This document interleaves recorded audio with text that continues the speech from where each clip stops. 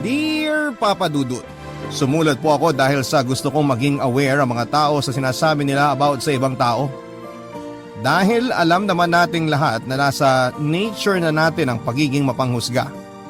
Na hindi natin alam ay nakakasakit at nakasasama na pala sa ibang tao. Aminin man natin o hindi ay walang taong hindi judgmental. May iba't ibang paraan din tayo kung paano natin yon sinasabi o pinapakita. Diyan din nga pumapasok yung mga backhanded compliment o yung mga papuri na hindi naman talaga papuri. Hindi naman masamang isatinig natin ang ating opinyon kung meron tayong nakikitang hindi kaaya-aya sa ating paningin. Pero may kasabihan nga na think before you speak. Isipin muna nating mabuti ang sasabihin natin sa ibang tao. Dahil ang maling paraan ng ating pananalita ay maaaring magbunga ng hindi maganda. At dito ko na nga po sisimula ng kwento ng aking pinagdaanan mula sa mga mapanghusgang mga tao.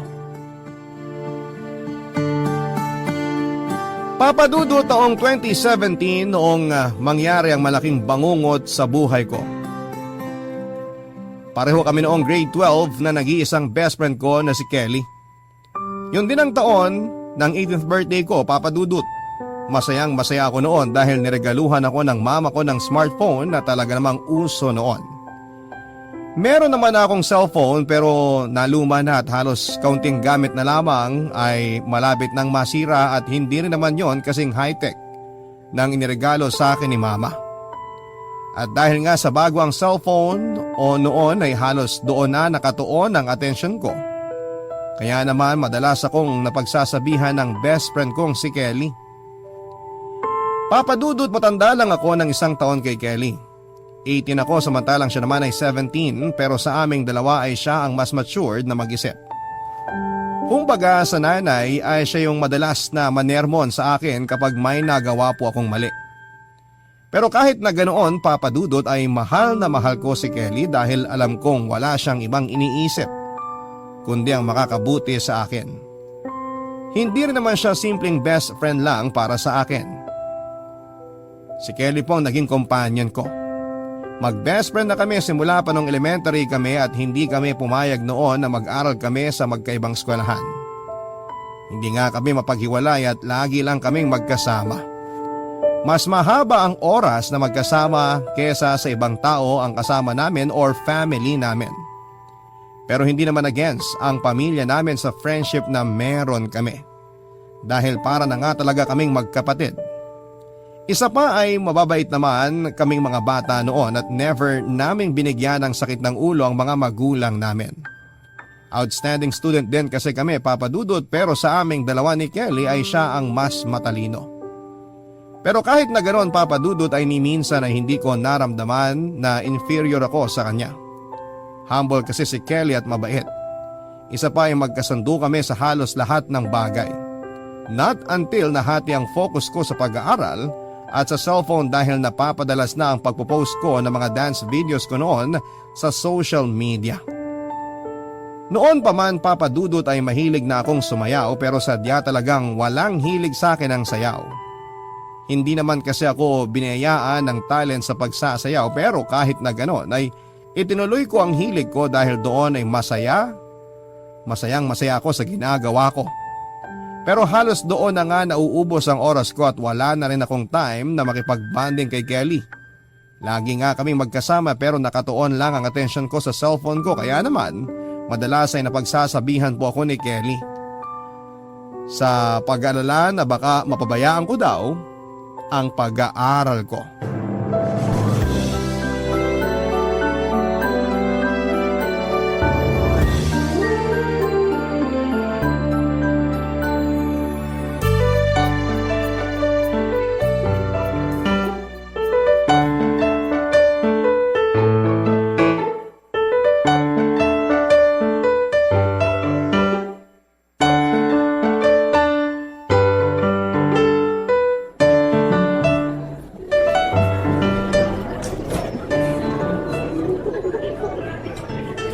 Uy, Mads, kanina ka pa nakatutok dyan sa cellphone mo. Nakikinig ka ba? Kanina pa ako dito dada ng dada, hindi ka naman sumasagot. Ha? Ano nga ulit yung sinabi mo? Ay nako, sabi na hindi ka nga nakikinig. Ano ba kasi yun? Ang sabi ko, maghanap tayo ng magandang place para makapag-review.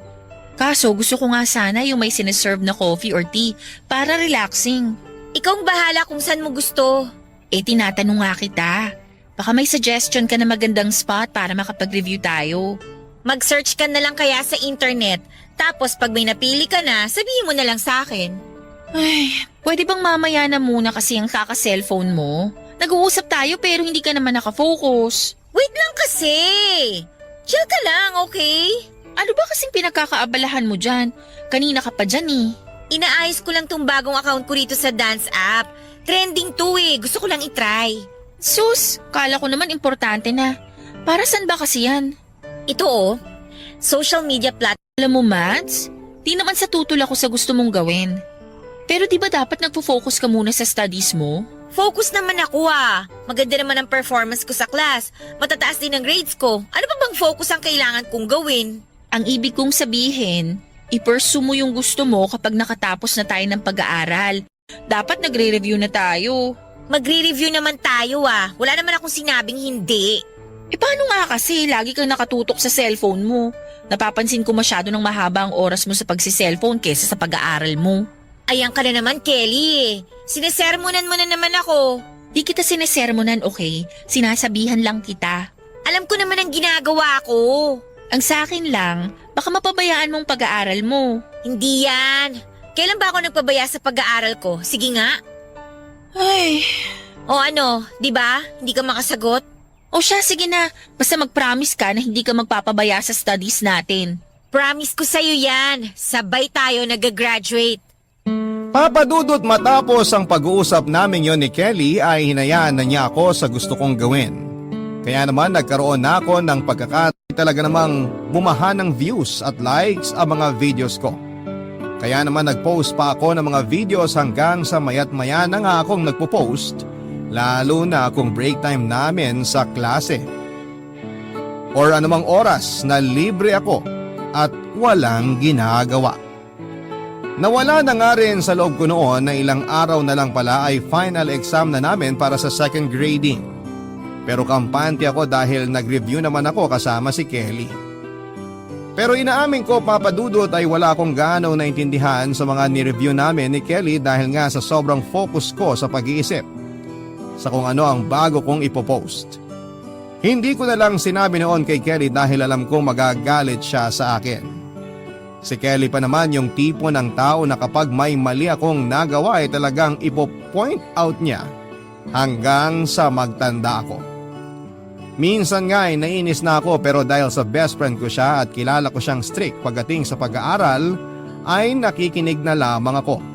Halos napupuyat na rin ako sa gabi dahil imbes na matulog ako ng maaga ay nagsasayaw ako at ipopost ko sa app na dinownload ko. Aminado rin po ako, Papadudot, na hindi na ako gaanong nakasasabay sa klase lalo na kapag may recitation dahil nga lutang ako at puyat. At hindi bulag si Kelly para hindi mapansin yon dahil kilala ko si Kelly bilang keen observer. Masyadong matalas ang pandama niya at paningin. Madalas din ang memorya niya kaya nga siya nabansagang living book ng mga teachers namin noon. Isang araw nga, Papadudot, ay masaya kong ikinuwento sa kanya ang pagdami ng mga views at likes sa videos ko pero nasermonan na naman niya ako dahil napansin niya ang ilang pagbabago sa akin.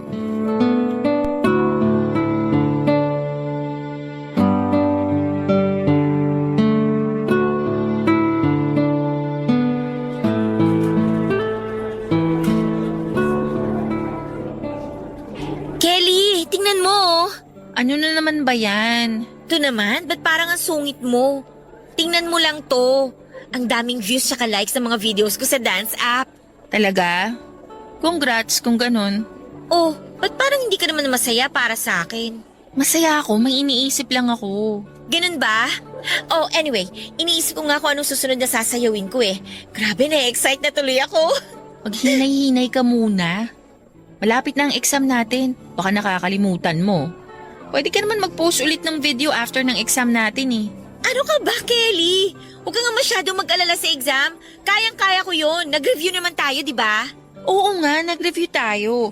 Pero mas maganda na kasing di preoccupied ng kung ano-anong bagay ang isip mo during the exam para mas makapag-focus ka. KJ naman eh. Sinasabi mo bang wag muna ako mag-post? O eto na dumarami na yung subscribers ko. Ang dami-dami naghihintay ng next post ko. Masaya ako para sa'yo sa totoo lang.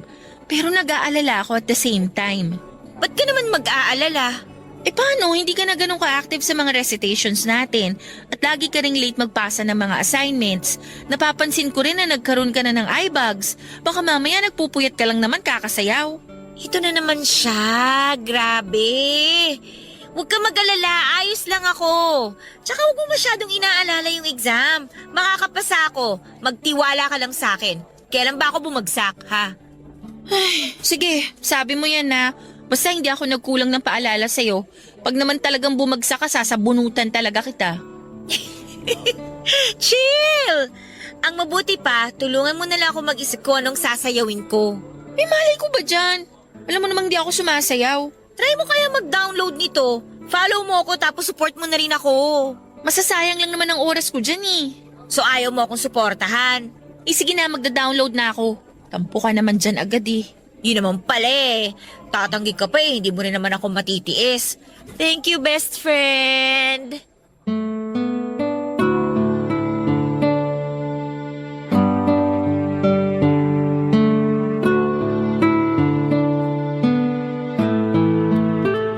Papadudot wala nang nagawa noon si Kelly kundi ang pagbigyan ako. Hindi rin naman kasi ako kayang tiisin ni Kelly, spoiled nga ako sa kanya kumbaga. Nag-download nga siya ng app na sinasabi ko at nilike niya lahat ng videos ko. Isa na rin nga siya sa mga naging fan ko. Alam ko naman kasing hindi ako magaling sumayaw pero natutuwa ako dahil may mga nanonood at nagla-like pa rin ng mga videos ko. Masaya rin ako kapag may nagko-comment na nagugustuhan nila ang sayaw ko hanggang sa dumating na nga ang araw ng exam namin. Nag-struggle po ako ng husto dahil marami akong hindi maintindihan sa mga na-review namin ni Kelly. Kaya nga noong magpasahan ng papel ay kinabahan ako dahil ang daming tanong na hindi ko alam ang sagot kaya nanghula na lamang ako. Doon ko naisip ang mga paalala ni Kelly pero ipinagsawalang bahala ko na lamang dahil kilala ko siya. Magagalit yon pero wala pang isang oras ay wala na ang galit niya. Naisip kong tanggapin na lamang ang galit sa akin ni Kelly kung sakali man. Kinabukasan nga noon ay binalik sa amin ang mga test paper namin at halo-halong emosyon ang naramdaman ko ng mga oras na yon. Kinakabahan ako at nagsisisi dahil halos lahat ng subject ay bagsak ako.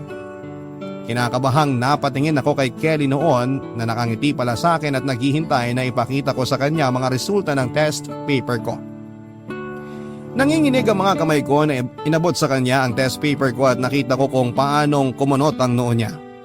Pagalit na tinanong niya kung anong nangyari at bakit ganon ang resulta ng test paper ko. Hindi ako makasagot kaya naman patuloy lamang siya sa paninermon sa akin at nainis na rin ako.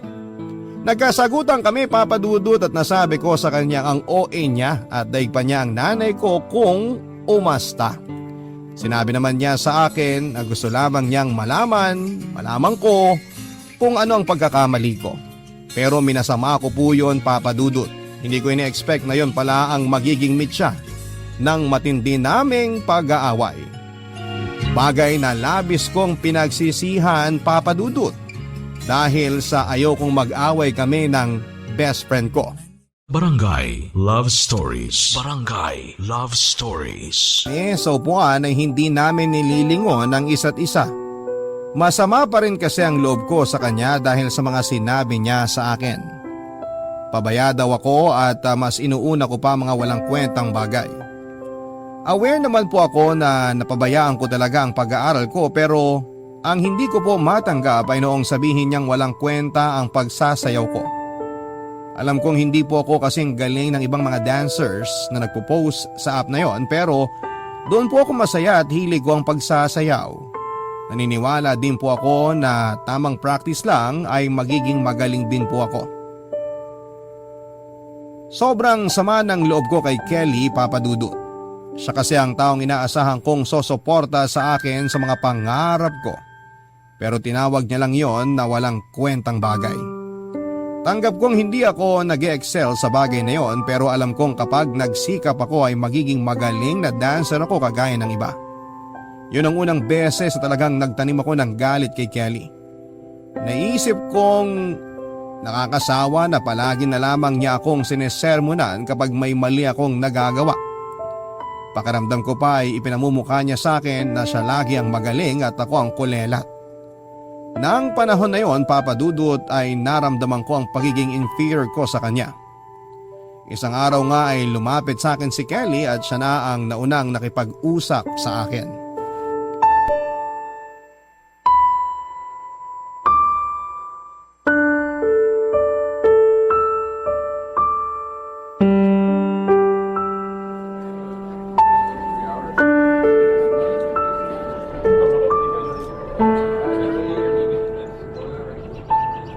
Mads, pwede ba tayong mag-usap? Tungkol saan? Sa pagkakatanda ko, wala naman tayong dapat pag-usapan. Galit ka pa rin ba sa akin dahil sa sinabi ko? Ano sa tingin mo? Matutuwa ako? Pangarap ko yun, Kelly. Tapos sasabihin mo lang na walang kwenta? I'm sorry, pero Tingin mo ba mabubura ng sorry mo yung emotional damage na nararamdaman ko? Sorry, nasabi ko lang naman yun kasi napapabayaan mo na yung pag-aaral mo. Ano ba sa'yo? As if naman na ikaw ang babagsak. Ikaw ba? Hindi naman, di ba? Alam mo kung gaano ko kagusto na sabay tayong graduate. Pero paano ka nga gagraduate kung bagsak ka sa exam? Tapos hindi ka na active sa mga school activities. Hindi ka na rin nagpa-participate sa mga recitations. Ultimo quiz natin, lagi kang bagsak. Anong gusto mong palabasin ngayon? Ang akin lang, hindi ka naman ganito dati. Pero simula nung nagkaroon ka ng bagong cellphone, dyan ka na lang lagi nakatutok. Puro na lang pagpo-post ng video ng sayo mo ang inaatupag mo. Kaya wala ka ng oras para mag-aral. Teka lang ha, teka lang. Sa pagkakatanda ko, best friend lang kita. Hindi kita nanay. Pero daig mo pa nanay ko kung makapanermon ka. Concern lang ako sa'yo, Mads. Hindi na kasi maganda ang epekto sa'yo ng cellphone mo at app na yan. Ano ba kasing problema mo? Ngayon lang ako bumagsak sa test pero kung makapagsalita ka, kala mo walang kwenta akong estudyante. Hindi yun ang ibig kong sabihin. Bakit ba hindi mo maintindihan? Sinasabi ko to sa'yo para maging aware ka na hindi maganda na masyado kang nakafocus dyan sa cellphone mo at dyan sa kakasayaw mo. Pwede ka naman mag-post ng mag-post kung tapos ka na sa mga dapat mong gawin at kung wala tayong pasok. Kahit maghapon ka pang magsasayaw, hindi kita pipigilan. Alam mo, masyado ka na maraming pinakikialaman, Kelly eh. Best friend lang kita, hindi nanay. Huwag kang umastang magaling ka sa lahat ng bagay, ni wala kang ang talent eh. Anong sabi mo? Kahit kailan, hindi ko sinabing magaling ako sa lahat ng bagay, Mads. Oo, wala akong talent, pero wala akong pakialam. Kasi utak at sipag ko lang ang kailangan ko para makapagtapos ng pag-aaral. Kailangan pa talagang ipamukha mo pa sa akin na wala akong talent? Eh di ikaw nang may talent. Talaga? Ako na talaga. Marunong akong sumayaw, no? Marami nga akong views at likes sa mga videos ko eh. Eh ikaw? Hindi mo kailangang ikumpara ang sarili mo sa akin.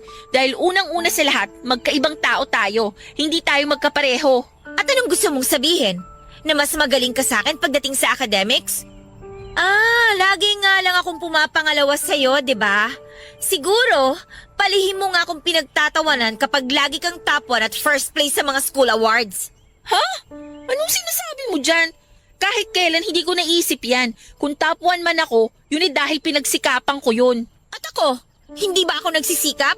Halos magkadikit lang naman ang mga grades natin pero never ako naging top at first. Hindi mo kailangan makipagkompetensya sa akin, Mads. Hindi mo ako kalaban. Best friend mo ako.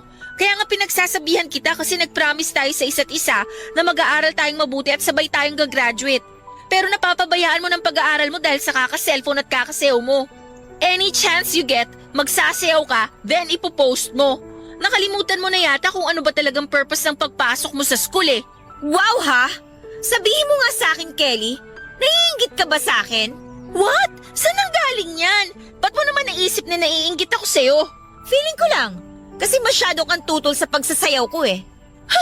So, masama pa lang maging concerned ako sa'yo?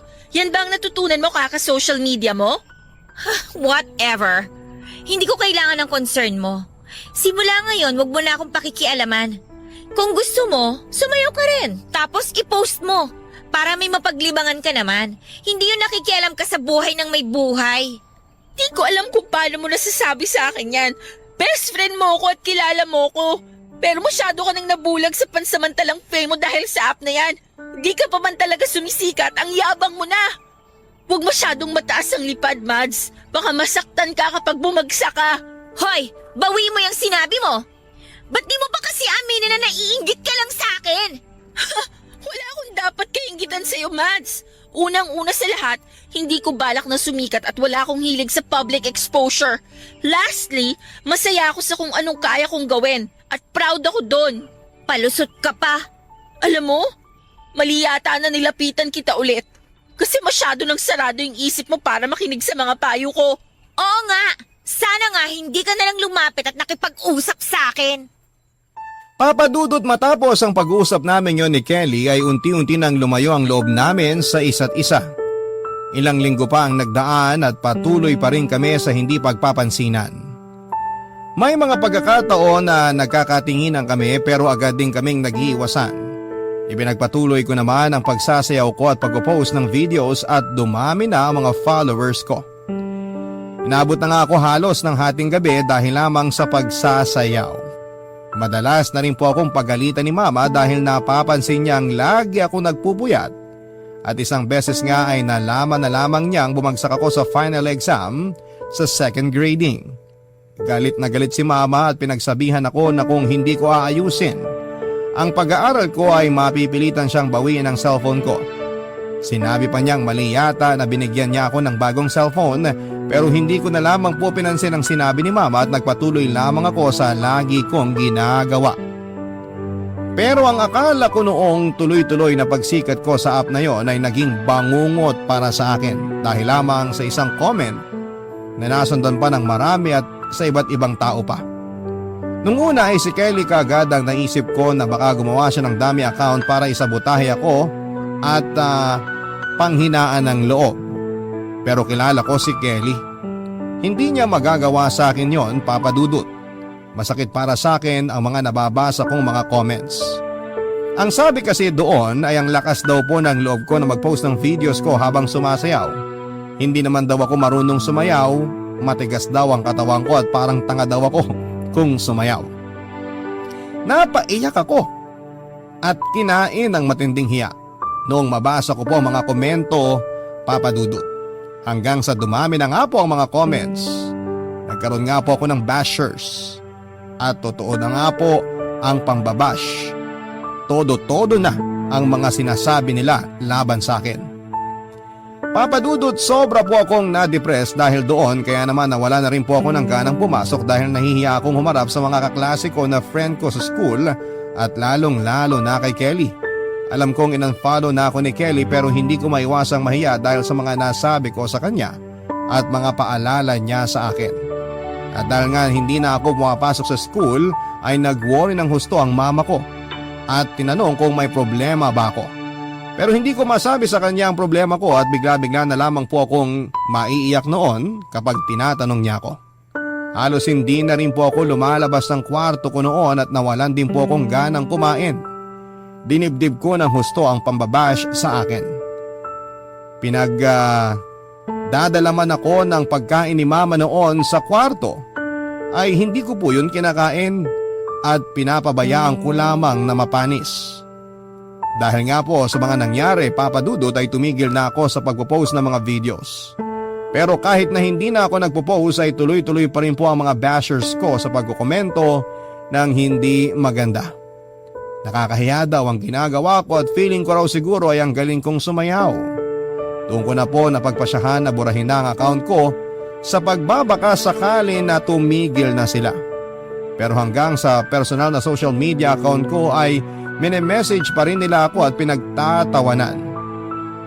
Tinamaan na raw ba ako ng hiya kaya ako nag-delete ng account. Kaya pati personal account ko ay dine-activate ko na, papadudot. Halos mabaliw na ako sa sobrang hiya noon. Gusto ko lang namang sumikat pero hindi sa ganong paraan. Isang araw nga ay nagpunta sa amin si Kelly at narinig ko po ang pag-uusap nila ni Mama.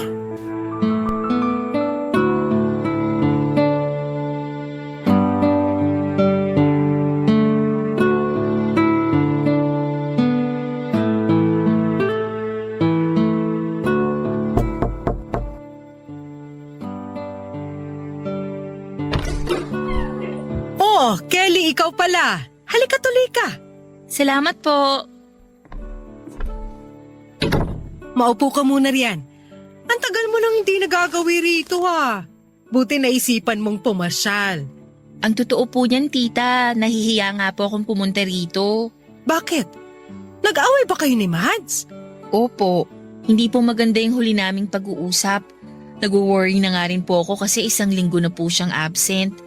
Nabanggit lang po ng teacher namin na pinagpaalam niyo si Mads na hindi muna makakapasok. Kaya nagpunta na po ako rito. Kumusta na po siya? May sakit po ba siya? Ay, hindi ko nga alam kung anong nangyayari sa batang yon. Ayaw lumabas ng kwarto, ayaw kumain. Pag tinatanong ko naman siya kung anong problema, iiyak lang siya. Hindi ko alam kung paano ko siya matutulungan kung di siya magsasabi sa akin. Nakakasiguro naman ako na hindi yun dahil lang sa nag-away kayo. Ilang beses ko na ba kayo nakitang nag-away? Hindi ko na mabilang pero nagkakabati rin naman kayo. Natural lang naman sa magkaibigan ng mag-away paminsan-minsan. Sorry po, hindi ko naman po gustong makipagtalo kay Mads. Gusto ko lang po siyang pagsabihan kasi napapabayaan na po niya yung pag-aaral niya. Kaso minasama po niya. Ngayon lang po kami nag-away ng ganito katindi. Ako na ang humihingi ng dispensa sa naging ugali ni Mads. Alam kong concerned ka sa kanya kaya naiintindihan kita. Siguro may pagkukulang din ako kasi hindi ko siya nabantayan. Hindi ko siya natutukan. O bueno, gusto mo ba siya makausap? Baka galit pa po siya sa akin eh. Hindi po siya nagre-reply sa mga text at chat ko. Tinatawagan ko naman po siya pero laging busy. Naka-block po yata yung number ko sa kanya eh. Actually, nasa akin ang phone niya. Hindi ko lang alam ang password kaya hindi ko mabuksan. Ayaw niya rin namang buksan.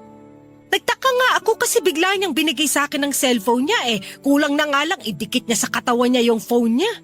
May nabanggit po ba siya sa inyo about sa dance app? Dance app? Wala siyang nabanggit sa akin na kahit ano. Ano ba yun? Social media platform po para sa mga mahilig sumayaw. Ganun ba? Wala kasing sinasabi sa akin si Mads. Sobra na nga ako nag-aalala eh. Pakiramdam ko may mabigat siyang dinadala.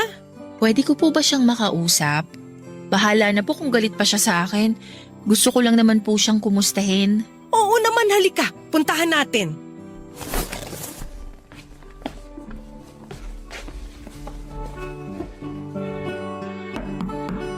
Anak, nandito si Kelly. Gusto ka raw makausap.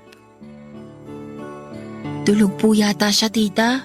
Hindi, kakahatid ko lang ng pagkain niya kanina bago ka dumating. Nakadungaw nga siya sa bintana nung iwan ko siya eh. Ang mabuti pa pumasok ka na. Sige po, tita. Salamat.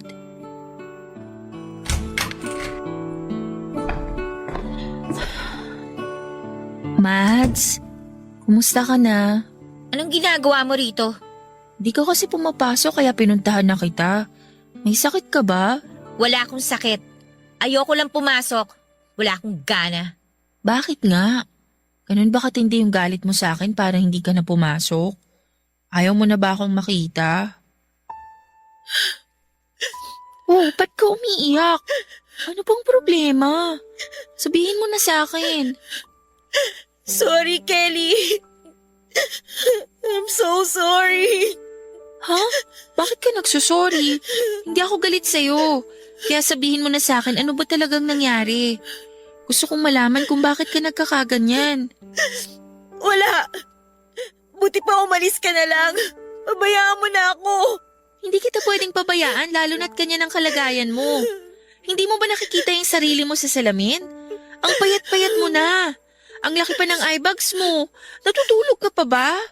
Alam ko may problema ka kaya sabihin mo na sa akin. Paano kita matutulungan kung hindi ka mag-open up sa akin? Ayoko na, Kelly. Wala na ako mukhang iyaharap sa mga nakakakilala sa akin. Bakit nga? Sabihin mo na sa akin. Best friend mo ko, di ba? Umalis ka na lang, Kelly. Huwag mo na akong pakialaman. Hindi ako aalis dito hanggat hindi ko nalalaman kung bakit ka nagkakaganyan. Ba't ba ang kulit mo? Ayoko nga magsalita eh. Umalis ka na lang. Huwag ka nang babalik dito. Kalimutan mo na mag-best friend tayo. Mads naman eh. Ano sabi?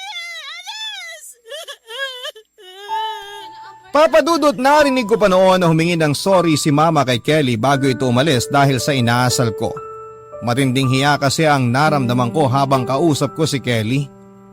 Ramdam ko yung sincerity niya at concern niya sa akin, pero totoo nga ang sinabi niya na nabulag ako sa panandaliang kasikatan kaya minamasama ko ang pag-aalala niya sa akin. Naging mayabang ako kaya iyon ang naging karma ko, ang magkaroon ng mga bashers. Minasama ko lahat ng mga payo at paalala sa akin ni Kelly kaya naman ganon ang nangyari sa akin. Sobrang nahihiya ako sa lahat ng masasamang salitang nasabi ko sa kanya. Ang gusto ko lang naman ay mapabuti ako. At yun din ang gusto niyang mangyari sa akin, ang hindi maligaw ng landas.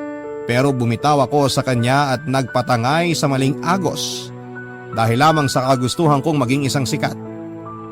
Bigla nga ay nag-flashback sa akin noon ang lahat ng mga pambabash ng mga taong nakapanood ng mga videos ko, Papa Dudut, at tila naging boses yon sa pandinig ko. Kung iisipin ay mababaw lamang naman ang dahilan ng pagka-depress ko at pwede ko rin pong sabihin na bakit hindi ko na lang baliwalain ang sinasabi ng ibang tao tungkol sa akin. Pero yung po kasi ang nararamdaman ko. Hindi ko namang kontrolado ang dapat kong maramdaman ng mga panahong yon. Masakit para sa akin ang makabasa ng mga ganong klase ng mga komento. Dinibdib ko po yon ng husto at idagdag pa ang pagkapahiya ko sa mga nasabi kong hindi maganda kay Kelly. Dahil lang sa tingin ko ay pinipigilan niya akong maabot ang pangarap kong maging isang sikat. Naisip ko na kung nakinig ba ako kay Kelly ay mangyayari ba ang ganon? Makakatanggap ba ako, Papa Dudut, ng sari-saring pangungutya dahil lamang sa hindi ako magaling sumayaw? Hindi ko na naisip pa ang sagot at hindi ko nga alam ang pumasok sa isipan ko ng araw na yon, Papa Dudut. At naisipan kong maglaslas ng pulso. Matapos yon ay hindi ko na alam ang nangyari at nagising na lamang ako na nasa ospital na ako, Papa Dudut. Barangay Love Stories. Barangay Love Stories. Ni Mama ang bumungad sa akin. Nagpapasalamat si Mama at nagising na ako habang ang utak ko naman ay pinoproseso kung ano ba talaga ang mga nangyari. Wala rin ako sa sarili ko ng mga oras na yon, Papa Dudut, at nanlalambot lang ang pakiramdam ko. Tila manhid din ang mga kamay ko at doon nga ay nagkwento si Mama kung paano siya nagimba noong makitang maraming dugong nagkalat sa kama ko at nakita niyang may laslas ako sa pulso. Wala noon si Papa kaya nanghingi na lang daw siya ng tulong sa kapitbahay para madala kaagad ako sa pinakamalapit na ospital. Buti na lang daw at hindi malalim ang sugat ko, sabi ng mga doktor, at naagapan kaagad. Pero marami-raming dugo daw ang nawala sa akin. Pero hindi naman daw kailangan ng blood transfusion. Ang kailangan ko lang daw ay magpahinga at nirestahan nila ako ng gamot na pampadagdag ng dugo. Papa Dudut, panay ang tanong sa akin ni Mama kung ayos lang daw ba ako at kung may masakit ba sa akin maliban sa sugat ko. Sinabi ko namang ayos lamang ako pero sa totoo lang ay masakit ang sugat ko. Noon ko lang na-realize kung ano ba talaga ang ginawa ko at napaiyak na lamang ako sa katangahan ko. Tahimik po ako nagdasal at humingi ng tawad sa Diyos dahil sinaktan ko ang sarili ko. Sinabi rin sa akin ni Mama na tinawagan niya si Kelly at sinabing nasa ospital ako. Nang araw din na yon ay dumating si Kelly at nahalata ko kaagad na malapit na siyang umiyak. Dahil kilala ko si Kelly, ayaw na ayaw niyang nasasaktan ako.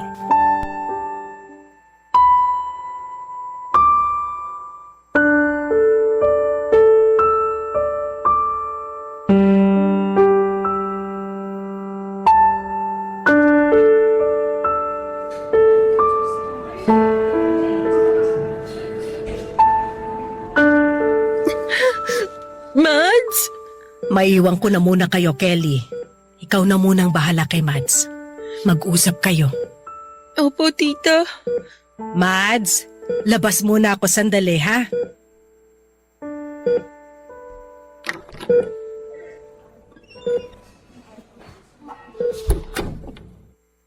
Kumustang pakiramdam mo? May masakit pa ba sa'yo? Medyo masakit lang yung sugat ko. Pero okay lang ako. Ano ba kasing naisipan mo? Tingin mo ba masusolve ng pagsusuicide ang problema mo? Hindi, Mads. Nagkasala ka pa sa Diyos dahil sa ginawa mo. Alam ko, humingi na ako ng tawad sa kanya. Hindi ko alam kung ano bang pumasok sa isip ko at nagawa ko yun. Hindi ko talaga alam, Kelly. Hindi ko talaga alam. Shh! Tama na. Ang importante, ligtas ka na. Pinakaba mo ako, ha? Nakala ko mawawala ka na sa akin. Sorry, Kelly, Sorry kung hindi ako nakinig sa'yo. Ano ba talaga kasing nangyari? Anong problema para magawa mong mag-suicide? Wala na ako mukhang ihaharap sa'yo at sa mga nakakakilala sa akin. Bakit nga? Ang dami kong naging basher sa dance app after natin mag-away. Binabash nila ako kasi hindi naman daw ako magaling sumayaw. Ang tigas-tigas daw ng katawan ko. Masyado din daw makapal yung mukha ko para mag-post ng video. Buti nga raw hindi pa ako namamatay sa kahihiyan. I'm sorry, Kelly. Kasi naisip kong ikaw yun at nagpanggap ka lang na ibang tao. Sorry. Ha? Yes, nag-aaway tayo. Pero never kong magagawa sa'yo yun. Kilala mo ako, Mads. At saka bakit hindi mo sinabi sa akin agad na binabash ka na pala? Eh di sana natulungan kita. Sana nasolusyonan agad natin at hindi mo na kailangan pang umabot sa ganito. Hindi ko masabi sa'yo kasi nahihiya ako sa'yo eh. Pagkatapos sa mga nasabi ko sa'yong hindi maganda, hindi ko deserve ang tulong mo, Kelly. Ano ka ba, Mads? Alam mo namang mas importante ka kaysa sa nararamdaman ko. I will always put you first. Nakakasama lang ng loob. Best friend mo ko, pero hindi ka man lang humingi ng tulong sa akin. Gustong-gusto kong lumapit sa'yo, pero natatakot ako na baka ipagtabuyan mo lang ako. Natatakot ako na baka sabihin mo sa akin na bagay lang to sa akin kasi naging mayabang ako. Hindi, Mads. Naiintindihan ko kung saan ka nang gagaling. Pakiramdam ko lang wala akong kwentang kaibigan kasi hindi kita nagabayan at napigilang tumawid sa maling daan. Inabayaan kitang masira. Wala kang kasalanan, Kelly. Ako lang talaga tong matigas ang ulo. Sobra-sobra na mga paalala mo sa akin pero hindi ako nakinig. Ipinilit ko yung gusto ko at hindi ko ginawa yung tama. Hindi ka nagkulang sa akin. Ako yung nagkulang sa friendship natin. Muntik ka nang mawala sa akin dahil sa pagiging selfish ko. Hayaan mo na. Wala na sa akin yun. Wala namang may gusto sa nangyari. Ang importante lang, ayos ka na. Please lang, huwag mo nang uulitin yung ginawa mo. Maswerte ka at ligtas ka ngayon. Paano kung sa susunod hindi na? Mag-promise ka sa akin na kahit anong problemang dumating, wag na wag mo nang susubukang magpakamatay ulit. Kasalanan yun sa Diyos at hindi pagpapakamatay ang solusyon sa mga problema. Oo, Kelly. Sorry ulit sa lahat ng nasabi ko at nagawa ko, ha? Tandaan mo, nandito lang ako lagi. Kami ng family mo. Kung kailangan mo ng kausap o karamay, nandito lang kami. Magsabi ka sa amin kung may problema ka. Hindi mo kailangan sarilinin ng problema kung may mga tao namang handang makihati sa problema mo. Sino pa bang magtutulungan kung hindi tayo-tayo lang din? Thank you. Napakaswerte ko talaga na ikaw ang naging best friend ko. Hindi mo ako sinukuan kahit na nag-iba yung ugali ko. Ikaw pa rin naman ang Mads na nakilala ko eh. Alam kong hindi mo talaga intensyon na mag-away tayo. Pero ang importante, best friends pa rin tayo, di ba? Oo naman. Kaya kung ano man ang nangyaring alitan sa pagitan natin, Kalimutan na natin yon. Yung mga bashers mo, huwag mo silang intindihin. As long as wala kang tinatapakang tao, wala kang dapat na ikahiya. Ano kung hindi ka magaling sumayaw? Eventually, matututunan mo rin yan. Lahat ng magagaling na dancers nagsimula muna sa pagiging hindi magaling. At saka tandaan mo, talo ka kapag nagpadala ka sa mga panlalait at panghuhusga nila sa'yo. Dapat ipakita mo sa kanila na wala kang pakialam basta masaya ka sa ginagawa mo. Papadudot kinabukasan din noon ay na-discharge na ako sa ospital. Nagpagaling lamang ako ng husto at pumasok na muli ako sa school. Kasama ko noon si mama at pinaliwanag niya sa principal at mga teachers ko kung ano ang nangyari sa akin at pinayagan nila ako mag-take ng panibagong exam at gumawa ng special project para makapasa ko. Wala rin ni isa sa mga nakakaalam na kasali ako sa dance app ang nagbanggit pa ng tungkol sa pambabash sa akin. Isa pa ay gusto ko na rin kalimutan ang pangit na kaganapang yon ng buhay ko. Natuto na rin po ako sa pagkakamali ko at naintindihan ko na rin ang sinasabi sa akin ni Kelly na huwag masyadong mataas ang lipad dahil masakit kapag bumagsak ka. Naging mapagmataas ako at hindi ko naisip na maaring bawiin sa akin ng Diyos ang kasikatang ibinigay niya sa akin. At tulad nga ng pangako namin ni Kelly sa isa't isa, papadudot, ay sabay kaming nakagraduate sa grade 12. Napakasaya ko noon at lagi kong sinasabing ang swerte ko dahil si Kelly ang naging best friend ko. Bibihira lang kasi ang mga taong kaibigan or totoong kaibigan na kagaya ni Kelly.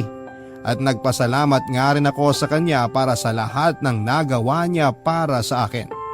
Nangako rin ako sa kanya na makikinig na ako sa mga payo niya sa akin, lalo pa at alam na alam ko na para yon sa ikabubuti ko. Matapos nga ng aming graduation ay nagplano kaagad kami kung saang college university namin gustong pumasok, papadudot. Magmerienda ka na rin, Ma. Si Papa po ba? Ay, hayaan mo na ang papa mo. Busy yun sa likod at inaayos ang tricycle niya. Maiba tayo. Nakahanap na ba kayo ng university na papasukan nyo sa college? Wala pa nga po, tita Pero naghahanap pa rin po kami. At saka pinag-uusapan pa po namin kung anong course ang kukunin namin. Ano nga bang course ang kukunin nyo? Ako po gusto kong kumuha ng education. Ikaw, Mads, anong gusto mong kurso? Education din po. Alam niyo naman po na ayaw ko magkahiwalay kami ni Kelly. Kaloka, kunin mo yung course na gusto mo. Course lang naman ang maiiba sa atin pero pareho pa rin tayo ng university. HRM sana yung gusto ko Kaso magastos naman yata yun. Di yun ang kunin mo. Huwag mong problemahin ang gastos, anak. Kami ng papa mong bahala doon. Ang kailangan mo lang gawin ay mag-aral ng mabuti para makapagtapos ka ng pag-aaral. Kayong dalawa ni Kelly. Opo, Ma. Basta Kelly, iha. Ikaw nang bahala sa anak ko, ha? Umaasa ako na hindi mo siya pababayaan. Makakaasa po kayo, tita. Magtatapos po kami ng pag-aaral para po maging proud kayo sa amin. Nako, ngayon pa lang proud na ako sa inyong dalawa. Ma, promise ko po na pagbubutihan ko po. Babawi. Alang ko naman ay nagre-review para kumuha ng CSE. Bagamat magkaiba ang kurso namin ay palagi kaming magkasama at sabay mag-review. Kailangan kasi naming magsunog ng kilay kung talagang gusto naming makapasa. Kung tutuusin ay wala namang board exam ang mga HRM student na kagaya ko, pero pinili ko pa rin na mag-take ng CSE dahil alam ko magagamit ko rin po yun in the future. Natutuwa naman si Kelly dahil bumalik na ako sa dati na masipag mag-aral. Huminto na rin po ako sa pagsasayaw dahil na-realize ko na hindi talaga para sa akin ang pagsasayaw. Naisip ko rin naman na meron lang akong hidden talent na hindi ko pa nadidiscover. Ika nga nila wala namang age limit sa pag-discover. Sa hindi ka man magaling sa bagay na gusto mo, ay tiyak na merong nakalaang talento para sa iyo. At huwag tayong maging mapanghusga o mapanglait dahil ang masasakit na salitang binibitawan natin ay nag-iiwan na pala ng matinding sugat sa iba. At dito ko na nga po tinatapos ang aking kwento. Maraming salamat po kung isa man po ito sa mga mapalad na basahin ngayong araw. More power po sa inyong programa, ang inyong forever kapuso at kabarangay, Mads. Ang buhay ay maiwaga, laging may lungkot at saya. Sa Papa Dudut Stories, laging may karamay ka. Mga problemang kaibigan, dito ay pakikinggan ka. Sa Papa Dudut Stories, kami ay iyong kasama. Dito sa Papa Dudut Stories, ikaw ay hindi nag-iisa.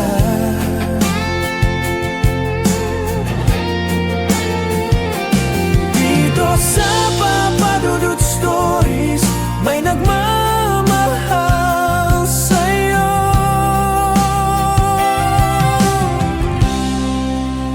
Papa Dudut Stories, Papa Dudut Stories, Papa Dudut Stories.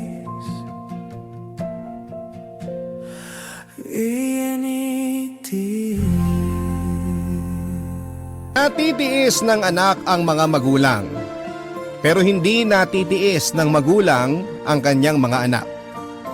Kaya nga kahit na malalaki na sila at may sarili ng pamilya, isang tawag lang at nandyan na kaagad ang nanay at tatay nila.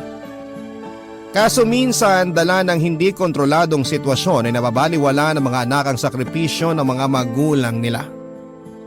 Ikaw kabarangay, naranasan mo na bang maging swail sa mga taong pinagkakautangan mo ng buhay?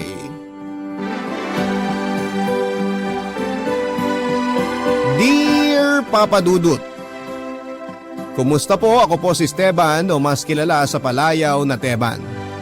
30 years old, taga Paranaque po ako at nagtatrabaho bilang electrician. May kinakasama na po ako at isang anak na lalaki. Hindi po talaga ako mahilig makinig ng radyo pero nitong nagka-pandemic ay naging libangan ko na nga po ang mag-tune in sa Barangay Love Stories. Sa kasalukuyan ay magkakasama po kaming nakatira ng Nanay Melda ko sa bahay. Aaminin ko po Papa Dudut na malaki ang atraso ko sa sarili kong ina dahil minsan sa buhay ko, hindi po ako naging mabuting anak. Siguro lahat naman tayo ay dumarating sa punto ng buhay natin kung saan ay nagiging rebelde tayo. At wala tayong pakialam kahit na may masaktan tayong ibang tao. Lalo na yung mga mahal natin sa buhay na walang ginawa kundi ang magtiis at magsakripisyo para sa atin. Sa totoo lang, kundi ako nagbago ngayon ay baka laking pagsisisi ko talaga habang buhay. Kaya nga kahit alam kong marami ang pwedeng mainis sa akin ay naglakas loob pa rin po akong ibahagi ang storya ng buhay ko para kapulutan ng aral at inspirasyon ng ating mga kapuso. Magsisimula po ang lahat noong 23 years old na ako. Nang mga panahon na yon, nasa Maynila na po ako at ilang taon na rin nagtatrabaho sa perya nang lumuwas ang nanay ko. Hindi po ako nakapagtapos sa kolehiyo at nakaisang semestre lamang. Mahirap lang naman po kasi kami sa probinsya at maaga ring inabandona ng tatay ko matapos sumama sa ibang babae.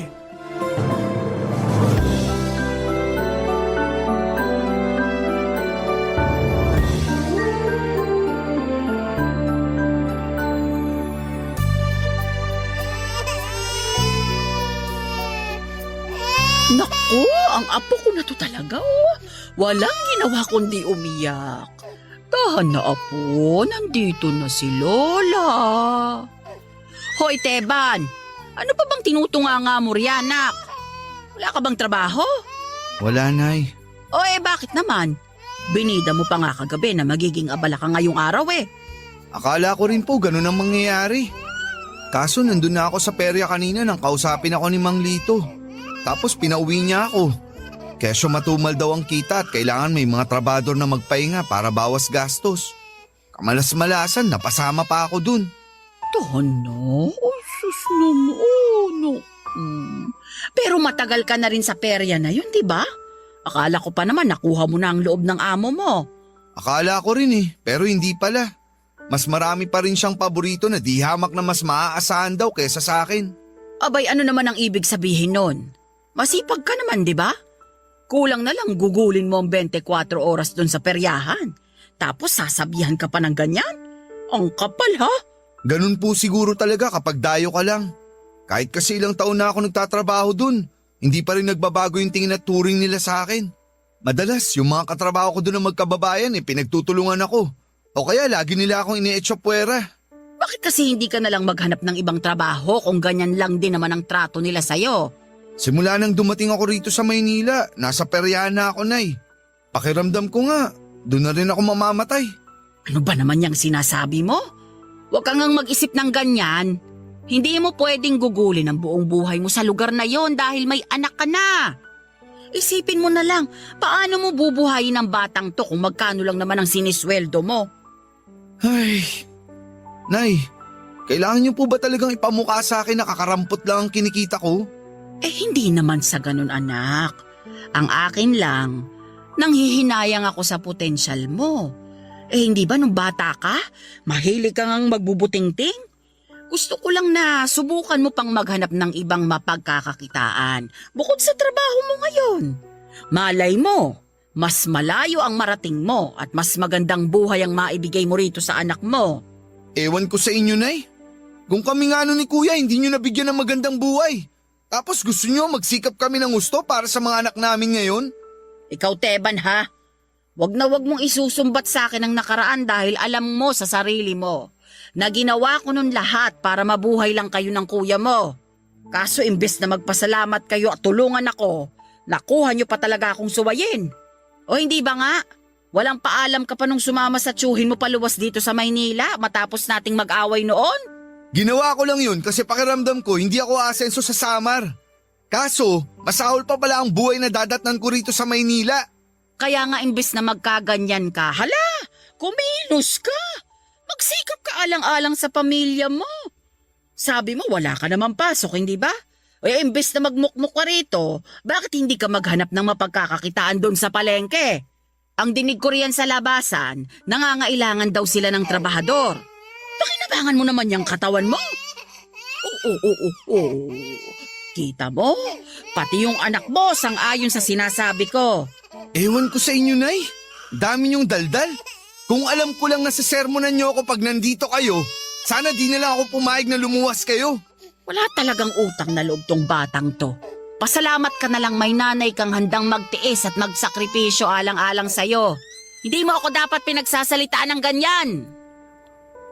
Ang totoo niyan, ang kinakasama kong si Grace ang may ideya na paluwasin sa lugar namin ang nanay ko mula sa Samar para may makasama kami rito lalo na nga at malapit na noong ipanganak ang anak namin. Sa totoo lang, Papa Dudut, ay pareho pa po kasi kaming nangangapa ni Grace sa buhay dahil naging mapuso kami at maaga ko siyang nabuntis. Kaya nga masasabi ko na malaking tulong po talaga ang pagdating ni nanay dahil siya ang umalalay sa amin hanggang sa maisilang na nga namin ang baby namin. Isa sa mga dahilan ko noong araw kung bakit ako umalis sa amin ay upang makapagtrabaho sa malayo at mapalayo din sa nanay ko. Hindi po talaga kasi magkasundo kami noon pa man. Madalas ay kontra siya sa mga gusto kong mangyari na nauuwi lamang sa pagtatalo naming mag-ina. Kaya nga kahit magkanda kuba na siya noon sa pagtatrabaho para mapag-aral kami ni Kuya, binaliwala po namin yon na magkapatid at ginawa pa rin ang mga gusto namin. Maagang nagkaasawa at nagkaanak noon si Kuya at si Nanay din ang nag-alaga sa mga apo niya rito. Tapos ngayon, ako naman ang nagka-baby at si Nanay pa rin po ang inasahan kong tutulong sa akin. Mabilis po na nagdaan ang ilang mga araw. Dumanas na rin po na hindi ako pinapapasok sa peryahan dahil sa maraming kadahilanan. Pero malakas ang kutob ko na siniraan na ako ng mga kasamahan ko doon para tuluyan ng matanggal sa trabaho namin. Hindi naman po ako tamad, Papa Dudut. Sa katunayan, ako ang kinatutuwaan ng amo ko dahil nga sa maasahan daw ako at masipag. Yun din siguro ang dahilan kung bakit marami ang naiinggit sa akin at ako naman ang tinarget para mawalan ng mapagkakakitaan.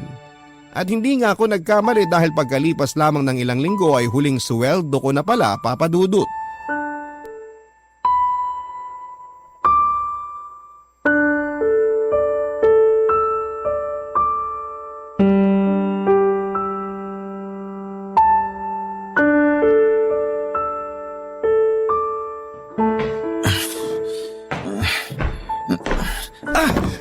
Aray! Buwisit naman. Kung kailan nagdadahan-dahan ako sa pa mangyayari to, nasugatan patuloy ako. Teban? Ikaw ba yan? Teka nga, bakit kasi nakapatay ang ilaw? Nay naman, bakit nyo binuksan ang ilaw? Nasilaw tuloy ako. Kaya ka nakakabasag ng pinggan dahil may ilaw naman, hindi mo binubuksan. Saka sandali, bakit ngayon ka lang umuwi? Nung oras na Teban na, madaling araw na. Nay, hinaan nyo lang po ang boses nyo. Dahil baka magising ang mag-ina ko. Sige, kayo magpapatahan sa anak namin kapag umiyak yun. Ang bihira. Ako naman talagang nagpapatahan dun sa batang yon dahil sa akin lang yun komportable. Pero teka nga kasi, maupo ka na at nagdudugo yung paa mo. Ayos lang po ako. Hindi naman malalim yung sugat. Tingnan nyo, tumigil na yung pagdudugo. Kailangan pa rin gamutin yan dahil baka ma-impeksyon. Ay,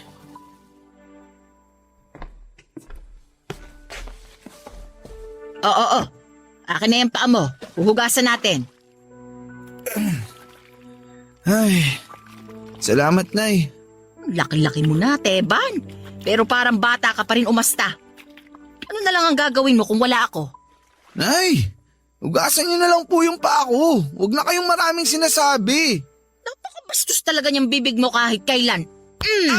Aray naman, Nay. Pasalamat ka nga't hindi bibig mo ang pinalo ko. O siya, ayan.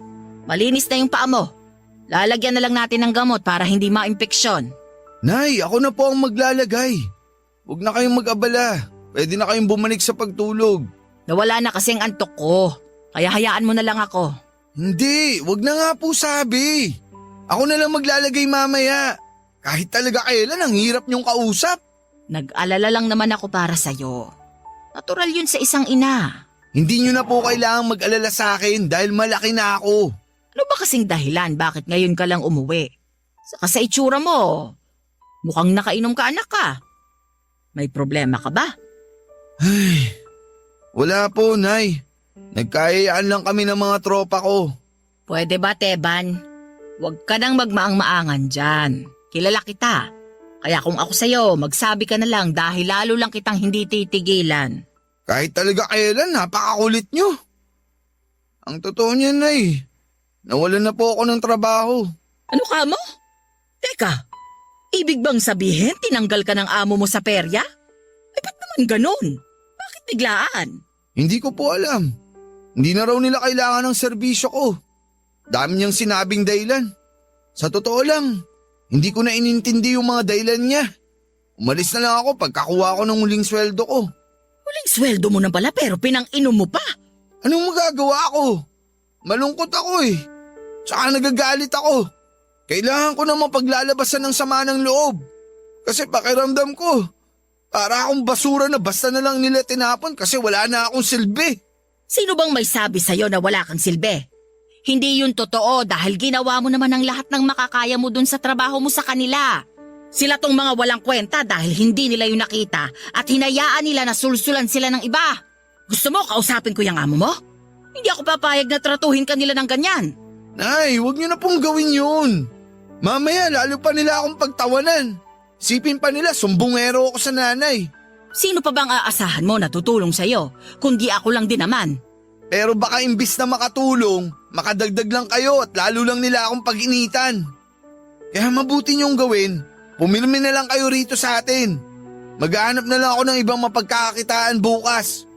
Kahit naman siguro paano may mapapasukan pa rin ako. O siya, sige. Ikaw ang bahala. Subukan mo dun sa bigasan. Baka kailangan nila ng tagabuhat o kaya sa panaderya ni Mang Nestor. Naghahanap sila ng panadero doon. Nay, Ano naman pong alam ko sa paggawa ng tinapay? Pwede namang aralin yun. Magmamasa ka lang naman ng harina. Pwede mo yung matutunan basta porsigido ka lang. Sa kabalita ko, mataas ng kaunti ang pasweldo ni Mang Nestor sa mga trabahador niya eh. Hindi ka nalugi. May libreng tinapay ka pa. Hindi mo natin po problemahin ng pandesal tuwing umaga. Naisip niyo pa talaga yun, Nay? Ibang klase talaga kayo. Abay, syempre. Nanay ako. Lahat gagawin ko para sa mga anak ko. Kaya dapat ganun ka rin. Kung kailangan mong magtiis at magsakripisyo, gawin mo para sa anak ninyo ni Grace. At dahil nga sa sulsol ni nanay ay nag-apply nga ako sa panaderya ni Mang Nestor at kahit wala akong karanasan sa pagiging panadero, kinusender ako pa rin yun, Papa Dudut, at nangako ako sa kanya na bibilisan kong matuto mula sa iba pa niyang mga tauhan. Hindi nga nagtagal ay nagsimula na ang bagong trabaho ko. Kahit po mahirap, Papa Dudut, ay wala talaga akong kaideya-ideya, ay pinilit kong inaral ang lahat para matuto. Masaya naman ako sa ginagawa ko noon dahil natuto ako ng ibang mga gawain. Buong akala ko kasi habang buhay na lamang ako magtatrabaho sa may peryahan. Nagtuloy-tuloy pa ang pagkatrabaho ko sa bakery ni Mang Nestor hanggang sa ma-regular na nga ako doon, Papa Dudut. Pero sa kabila ng lahat ay hindi pa rin po naging sapat sa amin ang kinikita ko. Lalo lamang akong kahit na nagtatrabaho ako. Sakto lang sa pagkain namin at pambayad sa upa ang sinasahod ko. At may pagkakataon pa na sumasala kami sa pagkain at pambili ng gatas ng anak namin ni Grace, kaya naman nagkakanda-utang ako. Kaya nga imbis na magpursige nawalan pa ako ng ganang magpatuloy sa buhay. At biglang gusto ko na lamang na huminto, Papa Dudut. Tapos sinabayan pa ng pagkakasakit ng anak namin na ikina-ospital niya, dahilan para mabaon talaga kami sa utang, Papa Dudut. Ang mga kwento ng pag-ibig, kwento ng buhay, at kwento ng pag-asa. Nasa Spotify na! Barangay Love Stories. Pakinggan kahit kailan, kahit saan. Barangay Love Stories sa Spotify. Kinig na, kabarangay! Papa Dudut, aminado ko na kahit may trabaho ako ay nahihirapan pa rin po akong makaipon. Nagtatabi naman ako kaso hindi talaga sapat sa pangangailangan namin ang kinikita ko, lalo na kapag may hindi inaasahang mga gastos. Nang mapansin po yun ni nanay ay nagkusa na siyang bumalik sa pagiging manikurista para kahit papaano ay makadagdag sa panggastos namin sa araw-araw sa mga kikitain niya. Bali nag-home service lamang po siya kasi priority pa rin niya noon ang pag-aalaga niya sa anak namin ni Grace. Hindi pa rin po kasi niya mapagkatiwalaan ang kinakasama ko pagdating sa anak namin kahit na ito po ang nanay. Sa bagay, ultimo ako na tatay, aminado po ako na wala pa rin akong tiwala sa kakayahan ko para asikasuhin at alagaan ang anak ko. Mabuti na lang talaga kasama namin si nanay ng mga panahon na yon. Matapos pong maospital ng anak namin ay si nanay din po nag-asikaso pagdating namin sa bahay. Tinutulungan naman siya ni Grace para kahit paano ay gumaan ang mga gawain. Dahil nga sa nangyari, kinakailangan ko pong magdoble kayod sa pagtatrabaho para masustentuhan ang pangangailangan ng pamilya ko. Lalo na ng anak ko. Kaya lang may mga pagkakataon na naisa sa alang-alang ko ang mga priority ko dahil sa isang bagay. Isa na nga po doon ay yung napapabarkada ako at naging issue kina nanay at Grace ang madalas kong pakikisama sa kanila tuwing may inuman.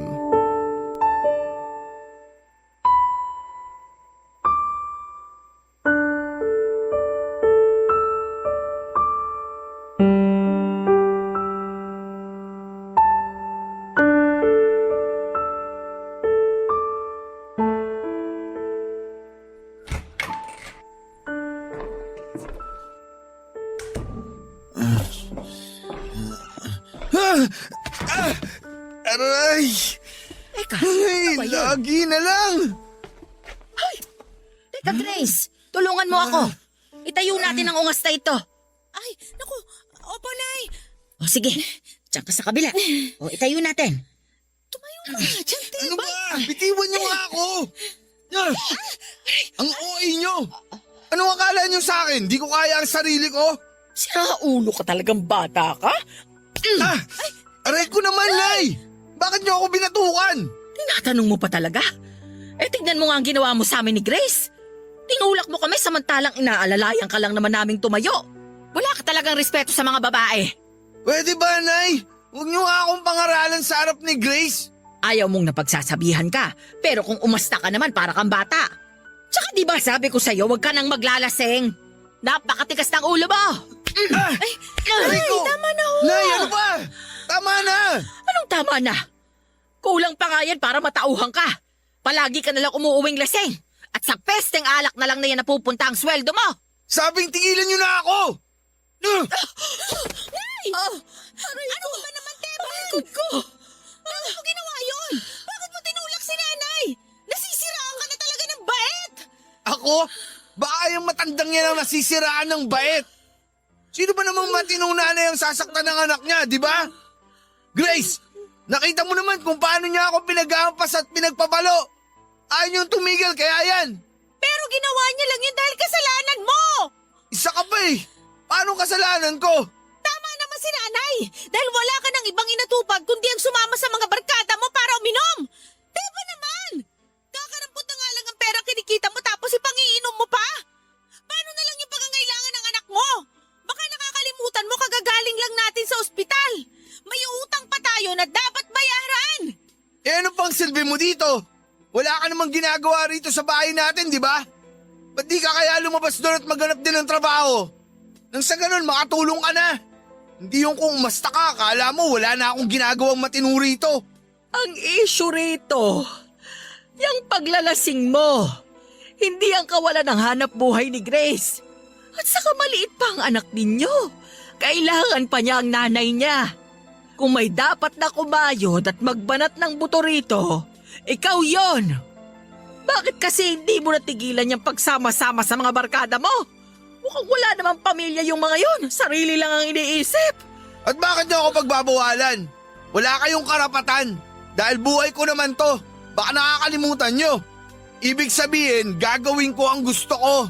Sasamahan ko ang gusto kong samahan at gagastusin ko ang pera ko dahil ako naman ang nagpakahirap na kitain yun, no? Saka may naiuwi naman ako dito ah. Kaya nga itong dalawa na walang ginawa rito sa bahay kundi tumunga maghapon. Ano? Hayop ka! Bawiin mo yung sinabi mo! Kung magpalit kaya tayo ng ginagawa, ikaw ang mag-alaga sa anak mong buwisit ka! Puro ka sabi na wala kaming ginagawa samantalang hindi naman ganun kadaling tumao rito? Akala mo ba madaling mag-alaga ng sanggol at sumideline ng trabaho? Ikaw nga napakasarap ng buhay mo! Bahay panaderya ka lang! Pag uwi mo rito may nakahain ng pagkain! Nagsisisi na talaga ako na pinatuloy ko pa kayo rito sa bahay namin. Sana pala hinayaan ko na lang kayo dun sa probinsya para hindi nyo ako namamaanduan. Mabuti pa, umalis na lang kayo sa bahay namin. Hindi naman kayo dapat nandito eh. Lumayas na lang kayo. Bitawan mo nga ako! Doon kayo sa labas. Si nanay, Diyos ka na ba? Ano ba nangyayari sa'yo? Huwag kang makialam dito, Grace. Doon ka sa anak natin. Patahanin mo siya, naririndi na ako. Ito mo talaga ituring ang nanay mo? Napakawalang hiya mong bata ka! Ako talaga, Nay. Naaaburido na ako sa bibig nyo eh. Kung hindi lang din naman kayo titigil ka sa sermon, mabuti pa sa labas na lang kayo ng bahay matulog. Aray! Diyan kayo!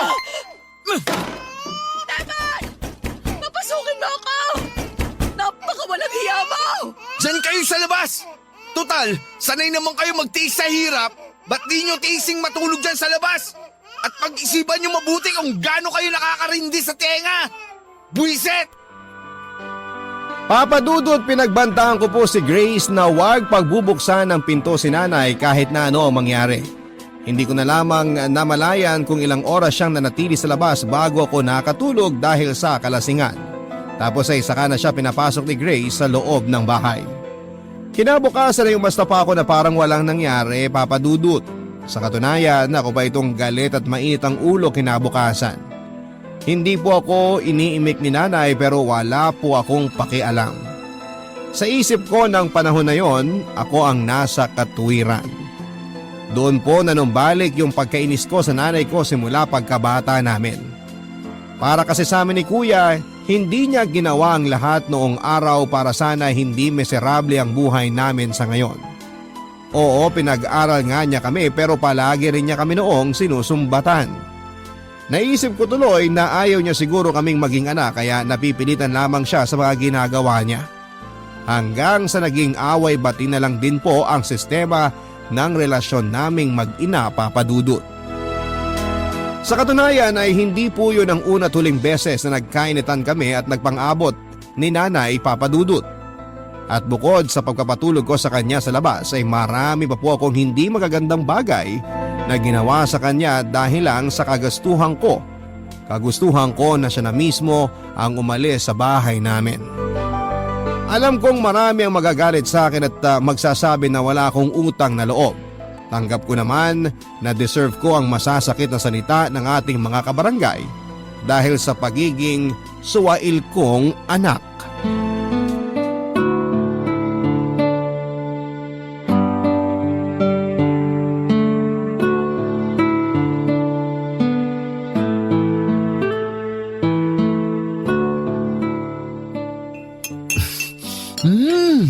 Ang sarap talaga nitong adobong baboy. Grabe! Ngayon na lang ulit ako nakakain nito. Teban, mahal. Maghinay-hinay ka naman, baka mabulunan ka. Hindi ka ba nakikinig? Ngayon na lang ulit ako nakakain nito. Pati ba naman kung paano ako kumain, pagbabawalan mo pa? Hay, hindi naman kita pinagbabawalan. Saka wag mo ngang laging minamasama ang sinasabi ko. Bakit kasi di ka na lang kumain dyan? Ang dami mo pang sinasabi. Kaso, Kaso ano? mauubos mo na yung ulam. Tiran mo naman si nanay, Teban. Hindi pa siya kumakain eh. Nagmamanicure pa siya sa labas. Oh, ano naman pakialam ko sa matandang yun? Bakit ko ba siya kailangan tirhan ng ulam? Eh ako naman ang bumili nito.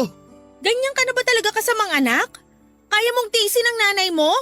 Ako ba talagang masamang anak, Grace? Naririnig mo ba yung sarili mo? Alam mo ikaw, nakakabwisit ka na eh! Teban, ano ba? Hindi mo mo ko! Hindi mo makahinga! Walang hiya ang bata ka! Bitawan mo si Grace! Aray ko! Ano ba? Kanyang ka na ba talaga ka, demonyo? Nanay ng anak mo, sinasaktan mo? Naluto na yata ng alak yung utak mo eh! Napakamadaldal kasi ng babaeng yan! Nagmana yata sa inyo! Pinagsasabihan ko lang naman siya na maghinay-hinay sa pagkain at tiran kayo ng ulam, Nay.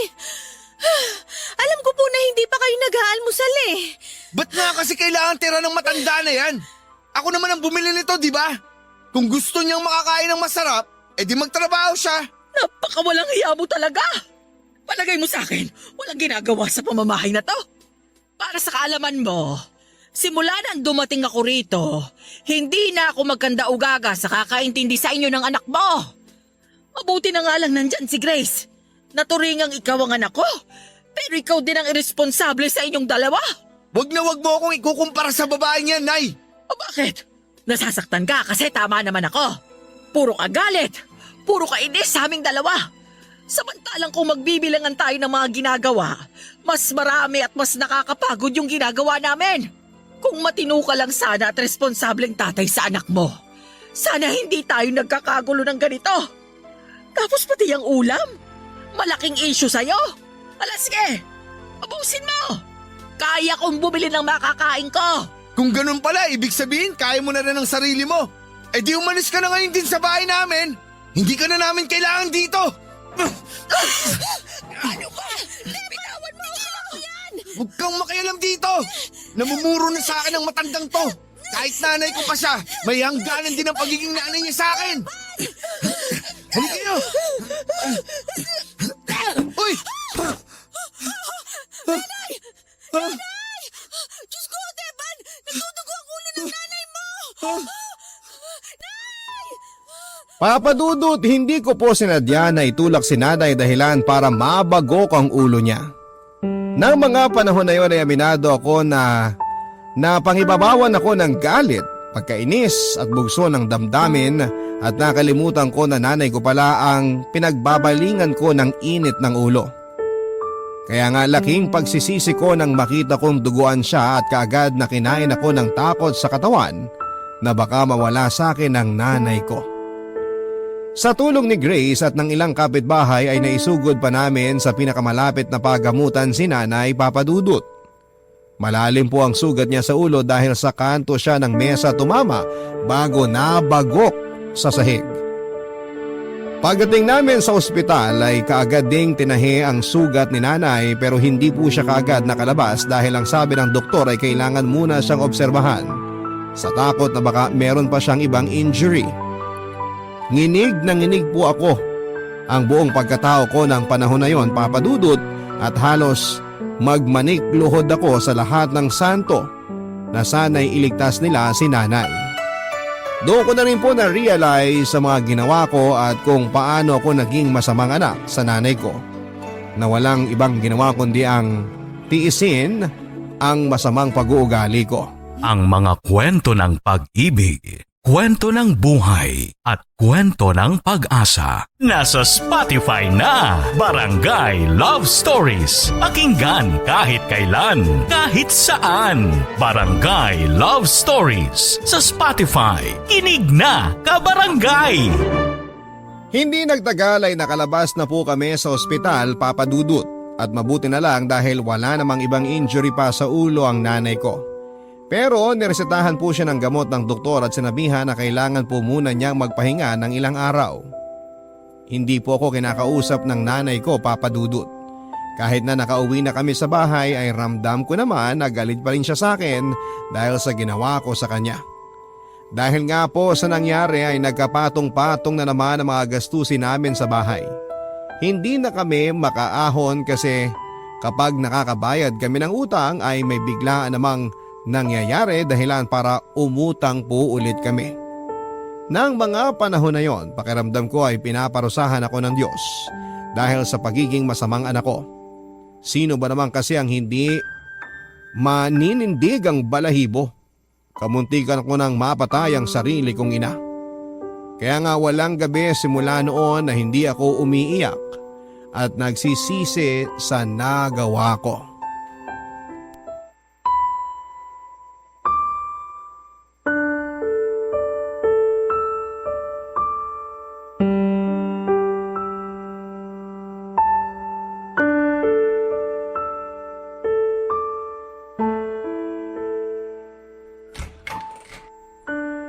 Teban? Oh, Grace.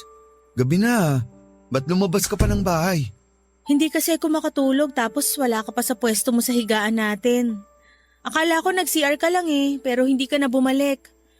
Nag-alala ako kaya bumangon na lang ako para hanapin ka. Tulog naman ang anak natin kaya iniwan ko muna. Mabuti naman at mahimbing ang tulog niya.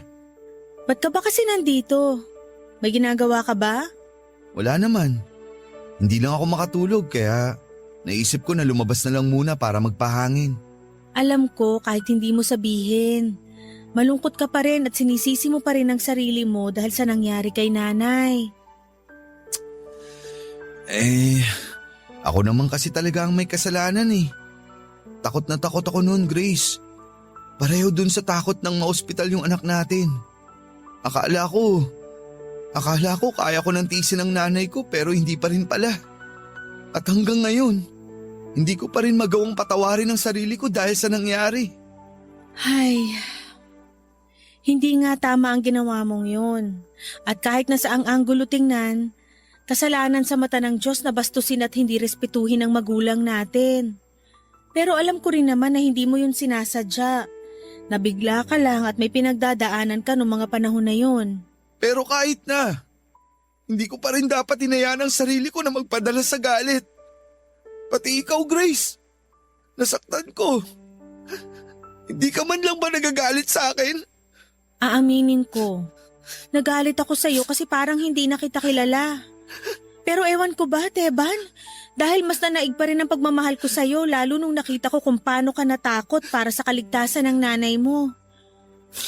Ay. Kaya lang, magiging tapat ako sa'yo.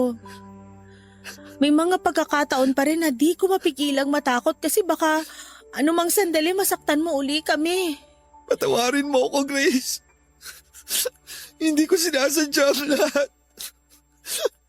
Alam ko naging masama ako sa inyo ni nanay. Pero maniwala ka. Mahal na mahal ko kayo. Alam ko naman yun. Nakikita ko naman ang pagsisikap mo at pagiging matiisin alang-alang sa pamilya natin. Hindi ka perpekto. Lahat naman tayo hindi perpekto, di ba? Pero nasa atin pa rin ang desisyon para maitama ang mga maling nagawa natin. Kung talagang nagsisisi ka na, patunayan mo yun, Teban. Naiintindihan ko, Grace. At pinapangako ko. Gagawin ko ang lahat para makabawi sa inyo. Iiwasan ko na yung mga bisyo ko. At mas magsisipag pa ako sa trabaho. Tsaka hindi na rin ako magiging reklamador. Palagi ko na rin uunahin ang kapakanan nyo ng anak natin. At higit sa lahat, igagalang ko na kayo ni nanay at hindi ko na siya sasaktan. Aasahan namin yan, ha? Kasi importante ka rin sa amin ni nanay. Alam mo yan. Maraming salamat, Grace. Palagay mo ba, mapapatawad pa ako ni nanay? Kasi hanggang ngayon, hindi pa rin niya ako kinakausap eh. Natatakot ako na baka isumpa na niya ako at itakwil bilang anak niya. At bakit ko naman gagawin yon? Ano bang palagay mo sa akin? Walang konsensyang magulang. Nay! Nanay! Oh! Patawarin niyo po ako, Nay! Hindi ko po sinasadya ang lahat. Tingnan mo tong batang to. Tahan, anak. Hindi naman galit sa'yo ang nanay. Nagtatampo lang. Pero madali namang mawala yon. Saka naniniwala naman ako na kung may pagpipilian ka lang, hindi mo gagawin ang bagay na yon. Pero nakaraan na yon. Pwede ka namang bumawi at pwede mo namang itama ang mga pagkakamali mo. Ang importante, natututo tayo sa mga kasalanan natin. Yan nga rin po ang sinabi ko sa kanya, Nay. Palagi naman tayong may pagkakataon para bumawi at mas maging mabuting bersyon ng ating sarili. Naniniwala ako na magagawa mo yon, Teban. Para sa anak mo at para sa sarili mo. Papadudot, walang paglagyan ang saya na nararamdaman ko ng panahon na yon dahil nga sabay akong pinatawad ng dalawang babaeng mahalaga sa buhay ko. Kahit naman sinong nagkasala na pinagkalooban ng pagkakataon na makabawi at maituwid ang lahat ng nagawa niyang pagkakamali ay magpapasalamat ng walang hanggan. Kaya nga pagkatapos ng gabing yon ay sinimulan ko ng tuparin ang mga salitang pinangako ko sa pamilya ko. Nagsikap po ako, Papadudot, at mas dinagdagan pa ang pagtitiis sa buhay. Oo, hindi man kaagad dumating yung tamang panahon para matupad ang mga pangarap natin, pero hindi po ibig sabihin na huli na ang lahat. Kailangan lang nating maging handa at bukas ang puso sa mga opportunity. Hindi nagtagal ay nagkaroon po ng programa ang barangay namin tungkol sa libreng pag-aaral ng iba't ibang skilled courses. At isa po ako sa naging interesado na kumuha ng short-term course na may kinalaman sa electrical installation and maintenance. Nagtrabaho pa rin naman po ako ng panahon na yon habang nag-aaral. At bukod doon ay tumutulong din sa amin si nanay, kaya nga hindi kahit na mahirap ay naging magaan pa rin ang pagdadala namin sa buhay. Pagkalipas po ng ilang buwan ay natapos ko na rin po ang kursong kinuha ko at mas maraming pintuan ng mga oportunidad na nagbukas para sa akin. Doon na po ako nag-resign sa panaderya ni Mang Nestor at nagtrabaho naman bilang isang electrician.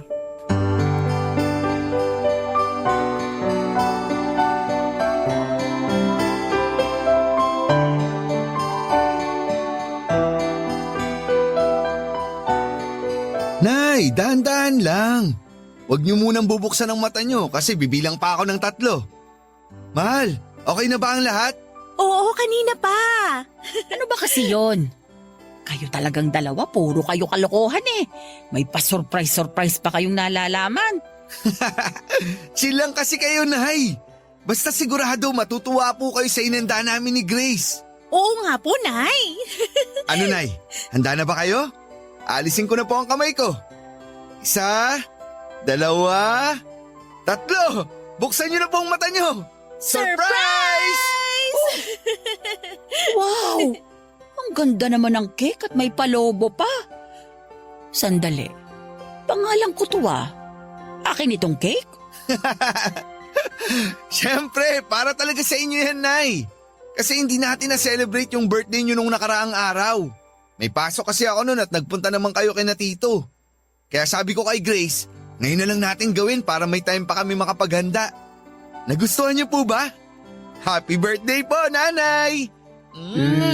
Happy birthday po, Nay! Happy birthday din po sabi ng apo nyo! Kaawaan kayo ng Diyos. Anak, maraming salamat ha. Sa totoo lang, first time kong magkaroon ng cake at lobo sa birthday ko eh. Pero, baka naman napagastos pa kayo ha? Huwag po kayong mag-alala. Dahil hindi naman mahal ang nagastos namin dito. Saka nung nakaraang buwan pa po talaga pinag-iipunan ni Teba ng sorpresa niya sa inyo, Nay. Uy, di mo na dapat sinabi pa yun. Totoo ba yun, anak? Opo, Nay. Gusto ko po kasing bumawi sa mga nakaraang birthday nyo na wala man lang akong ginawa. Pasensya na kayo, Nay. Kung sarili ko lang ang mahalaga sa akin ng mga panahon na yon. Kinalimutan ko kayo. Binaliwala ko ang lahat ng pagtitiis nyo sa amin ni Kuya. Ngayon na magulang na rin ako, marami po akong bagay na na-realize. At ayoko rin dumating yung panahon na mamana ng anak ko ang pagiging swail ko. Kaya nga ngayon pa lang, kusa ko na pong pinuputol ang sungay ko. Naniniwala naman ako na magagawa mong magbago tungo sa ikabubuti mo, anak. Tingnan mo, ang layo na ng narating mo. Sabi ko naman kasi sa iyo, may potensyal ka. Ikaw lang tong walang bilib sa sarili mo nun eh. Aminado po talaga ako na mahina ang loob ko. Pero kung wala siguro kayo sa tabi ko, baka hindi rin ako maglalakas loob na umakbang papalayo sa mga bagay na kinasanayan ko na. Oo nga pala, salamat din Grace. Dahil binigyan mo ako ng isa pang pagkakataon para magpakatatay sa anak natin. Oo, marami pa akong dapat matutunan. Pero alam ko, palagi kang nasa tabi ko para samahan ako. Mahal na mahal kita. Kayo ng anak natin. Mahal na mahal ka rin namin, Teban. Tandaan mo palagi na nandito lang kami nila nanay para suportahan ka sa lahat ng mga bagay na gusto mo dahil pamilya tayo. Hindi lang para sa sarili ko, kundi para sa ating lahat. Salamat kasi patuloy niyo akong binibigyan ng dahilan at inspirasyon para magpatuloy at maging matiisin. O siya, baka magkaiyakan pa tayo rito. Pwede bang simulan na nating kumain? Kasi nasasabik na talaga akong tikman yung cake na binili mo, anak. Saka tignan mo yung apo ko, mukhang gusto na rin tumikim. Oo naman po, pwede na tayong kumain. Pero sandali, kukunan ko muna kayo ng picture para may souvenir tayo. O Nay, post muna kayo dyan sa cake nyo. Nako, mga kabataan talaga. Kakain na lang, magpipicture pa.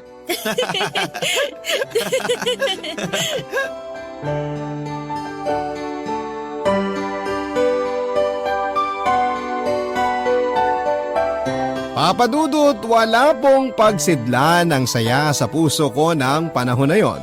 At habang buhay kong babaunin sa memorya ko ang masaya naming alaala kasama ang pinakamamahal kong pamilya.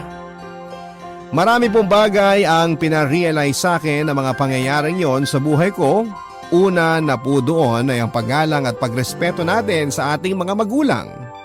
Mahalaga po yun dahil iisa lamang ang nanay at tatay natin sa mundong ito. Ikalawa ay ang pagiging matiisin sa lahat ng aspeto. Pero partikular na po sa buhay na ito. Hindi pare-pareho ang landas na tinatahak ng bawat isa sa atin. Merong dumadaan sa tuwid na kalsada at meron namang sa malubak. Pero sa huli, pare-pareho pa rin naman po tayong nakakarating sa ating destinasyon. At malaki po talaga ang utang na loob ko sa Nanay Melda ko dahil kung di siya naging matiisin sa mga ugali namin, malamang napariwara na ang mga buhay namin. Papa Dudut, hanggang dito na lamang po ang sulat ko. Maraming salamat po. Sakaling mapili po ninyong itampok sa Barangay Love Stories ang kwento ng pamilya namin. Sana'y marami pa sa ating mga kabarangay ang nakarelate at na-inspire. More power po sa inyong programa, ang inyong forever kapuso at kabarangay, Teban. Ang buhay ay maiwaga, laging may lungkot at saya. Sa Papa Dudut Stories, laging may karamay ka. Mga problemang kaibigan, dito ay pakikinggan ka. Sa Papa Dudut Stories, kami ay iyong kasama. Dito sa Papa Dudut Stories, ikaw ay hindi nag-iisa.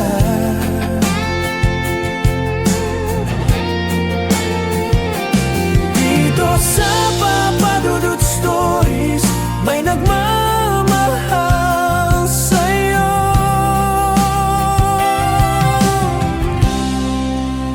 Papa Dudut Stories, Papa Dudut Stories, Papa Dudut Stories.